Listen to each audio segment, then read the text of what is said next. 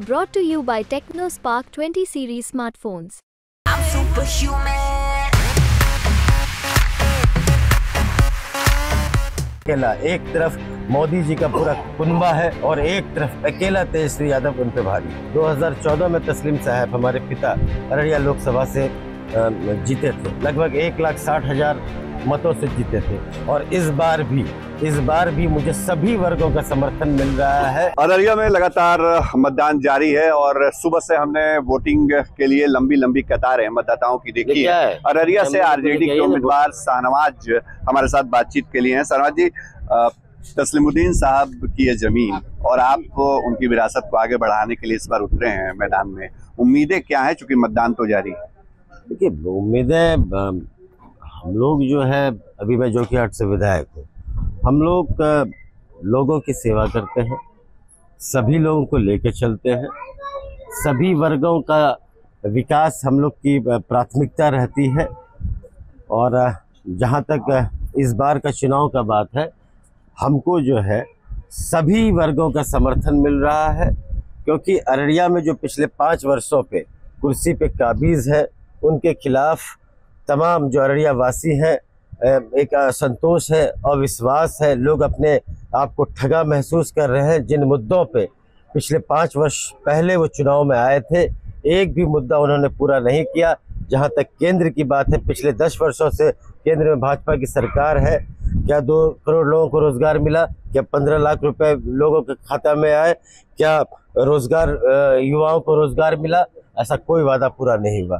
बिहार में जदयू और भाजपा की सरकार 17 वर्षों से है, लेकिन जब हम 17 महीने की बात करेंगे, जब आदरणीय तेजस्वी प्रसाद यादव जी 17 महीने में कमाल संभाला, तो मुझे ऐसा कोई बिहार में जिला नहीं है, कोई प्रखंड नहीं है, कोई पंचायत नहीं है जहां से कि हर कोई 3 या 4 या 5 या 6 युवा या भाई या बहन ये नहीं बोले मुझे 17 महीनों में तेजस्वी जी के कार्यकाल में मुझे नौकरी नहीं मिली। आपके परिवार से 2 लोग, पहले तस्लीमुद्दीन साहब आपके पिता, फिर आपके बड़े भाई सरफराज, ये लोग संसद में जा चुके हैं। अब आप तीसरे शख्स होंगे जो चुनाव लड़ रहे हैं और अगर जीतते हैं तो संसद में जाएंगे। तस्लीमुद्दीन एक बड़ा फैक्टर हुआ करते थे सीमांचल के इलाके में, जब लालू यादव शासन किया करते थे बिहार में। अब उनके नहीं रहने के बाद क्या कोई उनका फैक्टर बचा है? आपको क्या लगता है? देखिए, आज के वक्त भी 2018 में हमारे पिता की मृत्यु हुई। वो तब अररिया के सांसद थे, लेकिन जो उनका कार्यकाल रहा, जो उनका तरीका लोगों की सेवा में रहा, जो लोगों को उन्होंने खिदमत किया, आज भी सीमांचल वासियों के दिल में, चाहे वो अररिया हो, पूर्णिया हो, किशनगंज में हो, आज भी सीमांचल वासियों के दिल में जो है तस्लीमुद्दीन साहब बसते हैं। हम लोग उनके पुत्र हैं, मैं उनका पुत्र हूं।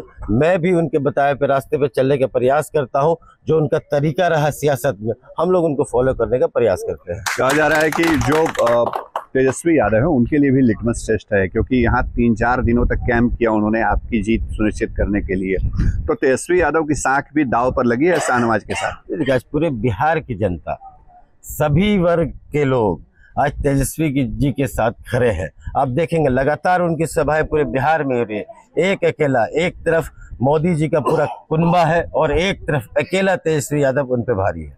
एमवाई का जो फैक्टर है उसका भी टेस्ट माना जाता है, क्योंकि मुस्लिम आबादी यहाँ ज़्यादा है, आप भी उसी तबके से आते हैं और यादवों का साथ मिलेगा तो यहाँ आपको लगता है उम्मीदें आपकी जो है वो सफल हो जाएंगी? 2014 में तस्लीम साहब हमारे पिता अररिया लोकसभा से जीते थे, लगभग 1,60,000 मतों से जीते थे। और इस बार भी मुझे सभी वर्गों का समर्थन मिल रहा है और सभी वर्ग के लोग मुझे क्या कहते हैं वोट देने जा रहे हैं। चलिए, शाहनवाज हमसे बातचीत कर रहे थे, आरजेडी के उम्मीदवार हैं, पूर्व मंत्री बिहार सरकार में। तेजस्वी यादव के साथ से जीत का दावा है, लेकिन जनता जनादेश दे रही है और 9 उम्मीदवारों की किस्मत आज ईवीएम में कैद हो जाएगी। सहयोग कैमरा पर्सन अदीम आलम के साथ शशि भूषण।